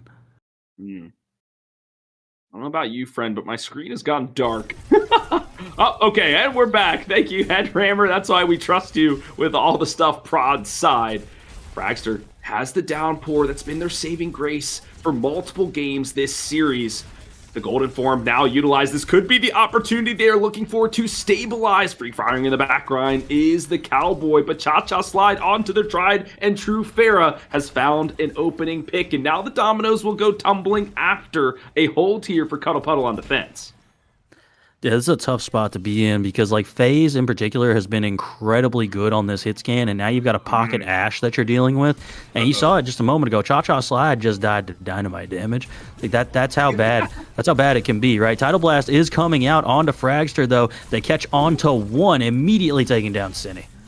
Oh man, the combat roll not able to save him, but it is ending now. Karma looking to tip the scales once again. Takes down their opposite number. FaZe no can defend, and a good slew of ultimates here to hold the point once more. I mean, great job of just creating a kill box right there by Cuddle Puddle, right? They funneled everybody into a small room, and then what do you got? You got Pharah rockets, you got Hazard going in and slashing multiple people. You got water balls, you got kunai, plenty of things that can do a lot of damage in that situation. But Marsupial Madness got everything but their Valkyrie online for this fight. I really am looking for Cha-Cha Slide to try and get some high value with this rocket barrage. I know it's going to be difficult, though.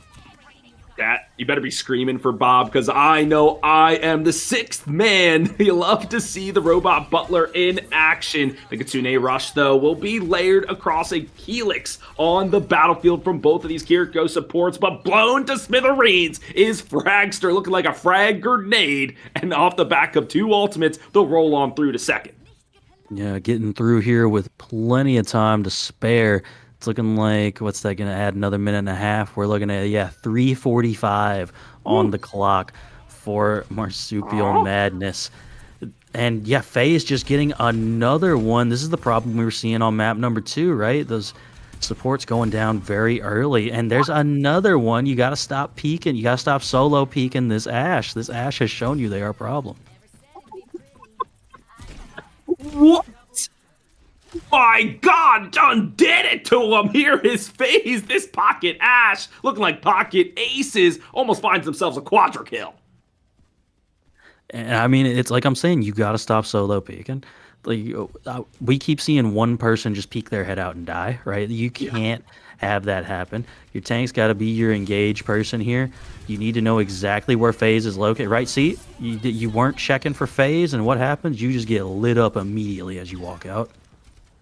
The downpour in desperation for Fragster. Fortunately for them, the Bob kind of just strewn out across the battlefield. He's looking for somebody to shoot all the way back there, but can't find anybody. But what Marsupials are finding is tons of space. The golden box of victory laid out in front of them. A desperate touch there from the side of Karma. Almost stays alive, but the Terra Surge knocks him up, and the Deadeye knocks him down. This Cassidy with a long-range grenade will seal the deal. 3 minutes and 19 seconds for the Marsupials.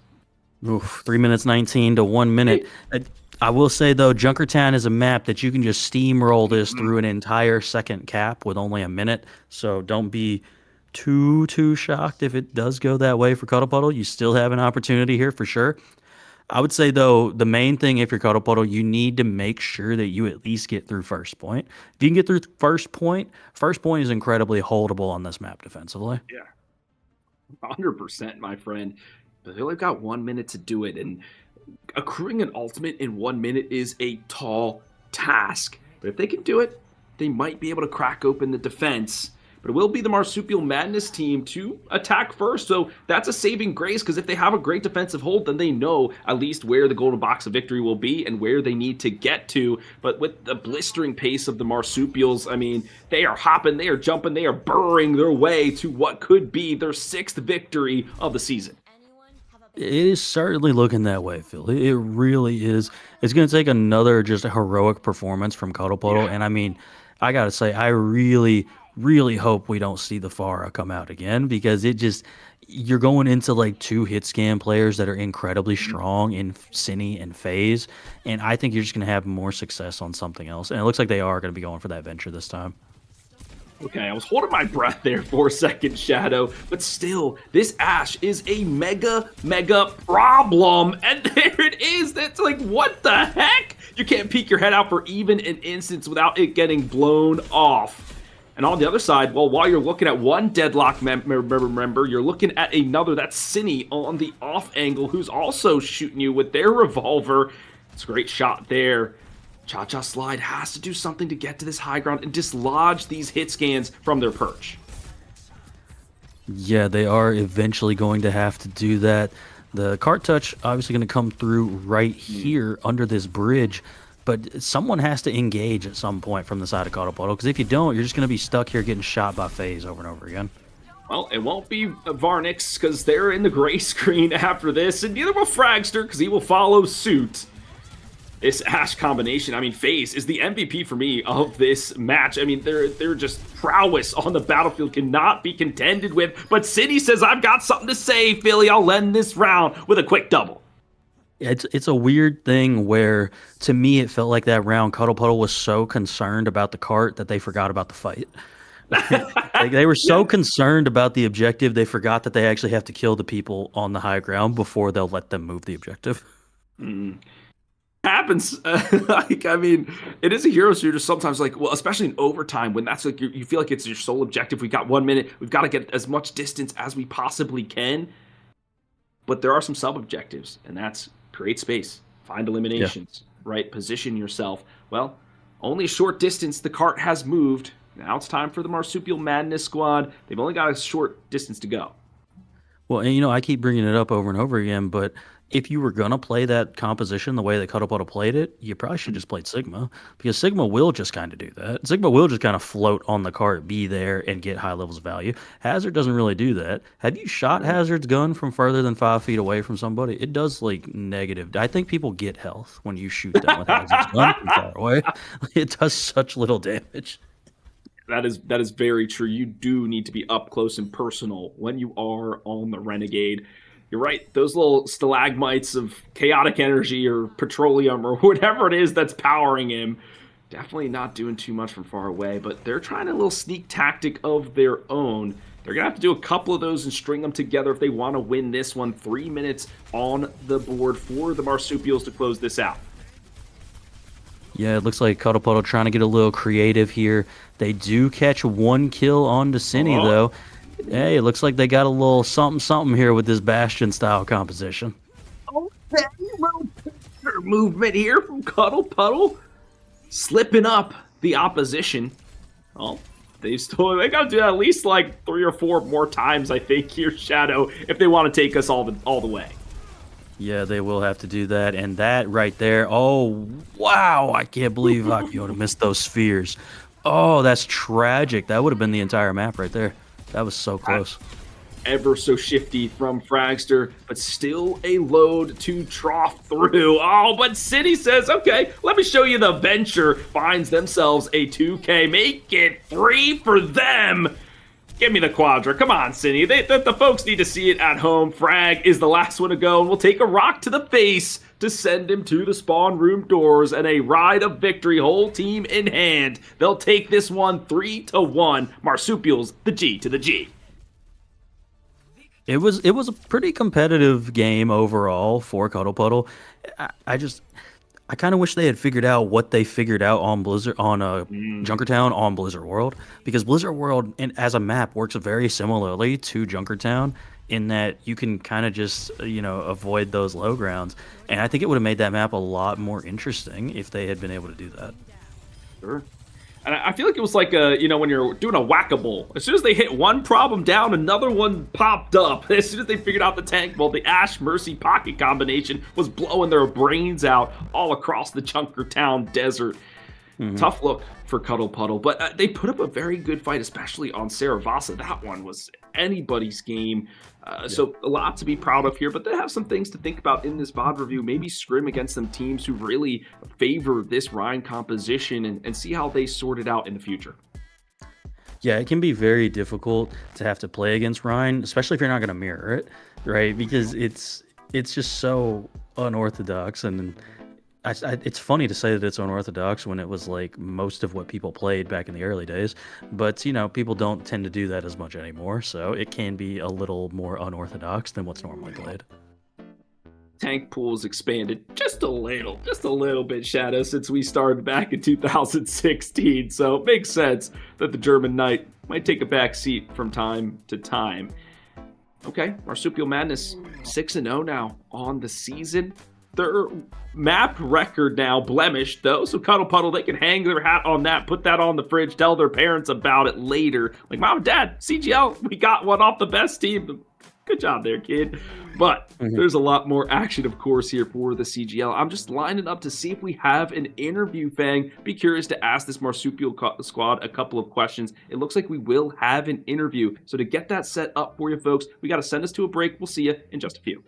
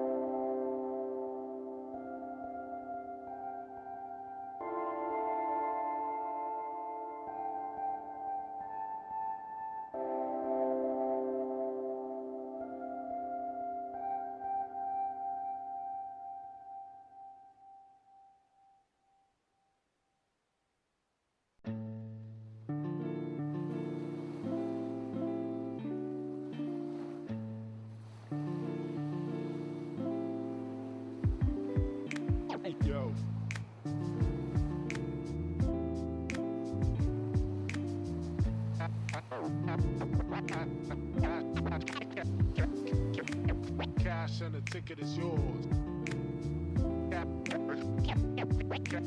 Cash and the ticket is yours.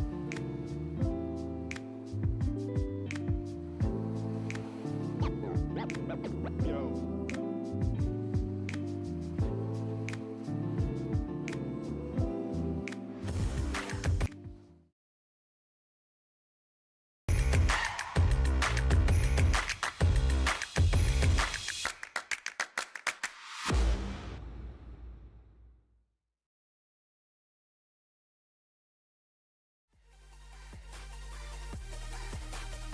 Welcome back, CGL fans, to our Sunday night presentation of NA Diamond Tier. We just had a wonderful match between Marsupial Madness and Cuddle Puddle. It will be MM who takes the victory. They're now 6-0 on the season. And Shadow, we have a great interview with FaZe, the main DPS for Marsupial Madness, and Mist, the head coach of the team, is rocking with them.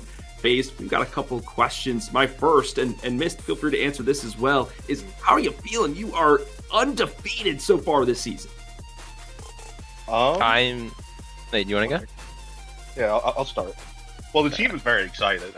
I'll get that started. Especially Mr. QZ Kago. He's kind of handing out water in the WC and being like, "Good job, guys, good job." We're very excited. We're very happy. You know, because we do a lot of prep for this thing, and it's great to see that, you know, the fruit of our labor, essentially. So. For sure. Mist? I am very happy and I'm very proud of the team. I am a new person.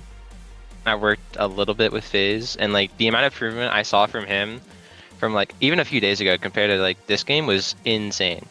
It was amazing. FaZe is my goat. I could just you can't tell, but I'm blushing. But I'm blushing right now. I could just tell from the way you both entered the voice chat, just the bond and the partnership you have created. So immaculate to see the work that you have done here together. Shadow, I know you've got a couple questions for these folks as well. All right, well, my first question is going to be, where do you think it all went sideways for you on Suravasa? Because it really seemed like y'all were going to pull that out, and then it just didn't quite go your way. That's a very good question. I think the map that we lost was on Suravasa. It is not our best map, to be honest. There were just like some key fights where like we should have won, but we lost, and there was fights where we needed to win, but we lost. It was very unfortunate. Their Has frags is really good. Like every time they had root, we just lost. Special shout out to that guy. That guy's really good. I really fuck with him. But outside of that, we could definitely just play better. Sir is not that great map. It'll definitely be something we look at some point. Be like, hey, what do we do right? What do we do wrong? But it's okay because, you know, we'll come back even stronger. Yeah, that's our second, sir. We've dropped 2 maps so far in the league, and both of them is Suravasa, and it's just mind-boggling to me. Like, how are we losing this map? And we practice it a lot too, and we go over the VODs and everything. But I think our collapse was that last point when we just could not find a solution to, you know, contest the point properly, and it is what it is. Mm-hmm. All right, and then my final question is going to be, do you think, is there any team left on your schedule that you think will pose like much of a challenge for you, or do you think you guys are just going to roll through the rest of the regular season? I have full confidence. I have full think we'll win. confidence too. I'm Like, with I Mist don't mean- here. I do not mean to sound rude. I don't think we drop another map. To be honest, I also do not know who we got. I'm pretty sure we might have dropped the guns. I could be wrong, but I don't think we drop a map. Honestly. We do have to fight VP pronouns, and honestly, I'm a little bit scared because I'm hit scan, and apparently Bandit is also hit scan. And guess what? Our captain or our coach or our main guy, Happy Ramen, is just glazing the hell out of Bandit at every chance he gets. And yeah, but that plays you like shivering. 10 times harder. It's fine. Oh, wait, let's get a true going on. I also just, I think we'll 3-0 them, that team as well. They'll be a lot closer. Ooh.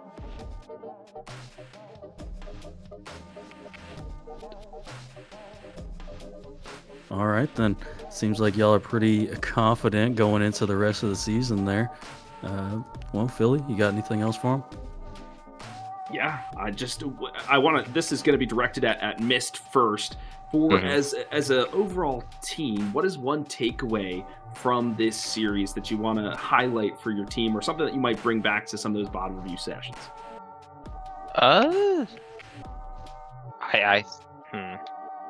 I wasn't really in voice, so I can't really say that. From my knowledge, the comms were really good. The vibes were really good. Like, even when we lost Sarah, I'm like 90% sure that the comms and the vibes are really good. I think vibes play a key role into like actually winning games. And like, you can kind of see it in Blizz. We lost Sarah, sucks. It was a very close map, and then we just dominated Blizzard World. So just like keep a clear head even when you're losing, because like if you're giving up halfway through before you guys even lose, then you guys are already losing. Just have full confidence in whatever you do, even if you guys are like down 2-0 and the games have been pretty easy for the enemy team. Just like believe that you'll win. Wise words there from the coach. That's a great golden nugget for everybody. Keep your mental and keep moving forward. FaZe, what's one takeaway from you? Well, I think that we had full confidence and full trust in each other. I think a good example of this is Junkertown Reinhardt. Now, I know we've never had him, so you don't really know him, but Mr. Akiona, that whole like shtick where we went into that small room and played there, that was all his idea. Now, if that happened in ranked, I'm just ult F4ing and leaving the game. but I had full faith in him, and because we all had full faith in each other and we all trusted each other to perform our best, we kind of that play worked out, and I will never ever question Mr. Reinhardt ever again. Fair enough. Trust, another important component of building a team. Well, we've concluded kind of our interview portion, but I'll give you all one more opportunity. FaZe, we'll start with you first. Who would you like to shout out while you're on the stream? Mr. Cine. So he's obviously a sub because Monty couldn't make it today. So Cine, God, I mean, if you don't know him, you don't know him, but we've essentially kept him in Reaper, May, and Genji prison. That guy only wants to play Bastion. He got to play Bastion for like 30 seconds, and he was like, and then we were like, you got to swap off, dude. He was heartbroken, but you know what? He pulled through. He was there when it mattered, and I'm really appreciative of him. Fair enough. Always good to shout out your DPS partner, Mist. You're the coach of the team. Who would you like to shout out? Not on my team, I'd like to shout out Frags. I think his hazard is really good. That was something that we weren't expecting going into it. And then shout out to like everyone on the team. Like, so Smirks, FaZe, Akiona, everyone there are super welcoming to me because I'm new. And they're very willing to learn. Like I said with FaZe, he's really, really good. Smirks got really good on the BAP as well. Akiona is just really good at Ryan, etc., etc. I can glaze them all for like another 10 minutes. Like, these guys are really good. These guys are going to dominate Diamonds here, and I have no doubt in my mind. All right, well, those are wonderful words from the coach. Well, we'll let you two go. Enjoy your victory. Be back with your team. Maybe go play some more Overwatch matches while you're at it. So thank you so much for joining us for this interview. We'll see y'all next time. All right, thank you. Thank you for having us. Have a good night. All right. Good night. Well, out of the way, Shadow. We've concluded week 5 here at CGL Season 17. Any final parting words before we close this thing out? As I always like to say, keep those notifications turned on. Keep an eye out for when the next streams might be coming in. Yeah, we tend to try and get a game every day from Wednesday through Sunday. If they happen to be scheduled, if we have the production crew for it, that's when we tend to just try and shoot for having some games. Shout out Headrammer on the production. Shout out Soav for being our observer as well tonight. Great job from them. Fantastic work from our production crew. We're doing NA, EU, even LATAM, I think, gets some action now and again. So we are all over the map here at CGL, and we hope to see you next week for week 6. For now, we'll see you then.